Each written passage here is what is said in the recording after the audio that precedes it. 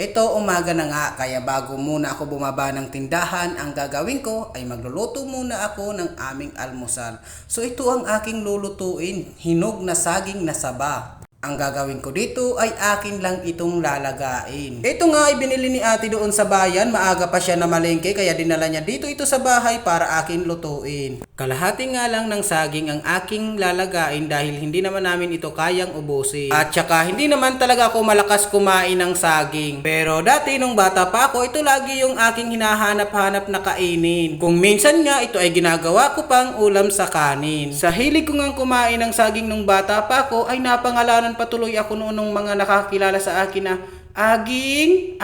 Lalo na pag lumalabas ako ng bahay, yun ang tinatawag sa akin nung nakakakilala sa akin. Kaya mula noon, di na ako masyado nagkakakain ng saging. Na-share ko lang naman sa inyo yung aking kwento tungkol sa saging. Ngayon nga ay papunta na ako sa tindahan at umuulan pa. Pero di naman nga tumagal yung ulan dyan, saglit lang naman yan at tumigil din naman kaagad. Dahan-dahan nga lang ako sa paglalakad dahil nga mainit pa ang daladala kong saging. At eto, sa sobrang init nga ng saging, ako ay napaso pa habang ako ay nababalat ng saging na aking kakainin. Nakalimutan ko nga kasi na ilagay muna sa malamig na tubig para kahit paano ito ay lumamig. Pero okay na yan, mas maganda nga yung mainit-init pa. Di naman na kasi maganda kapag malamig na. Mas gusto ko talaga yung mainit pa kaysa malamig na. Kahit nga na umiinom ako ng kape, gusto ko talaga sa kape yung mainit pa. Tsaka yun kasi ang nakasanayan ko. Hindi ako sanay uminom ng malamig na. Ganon ka rin ba?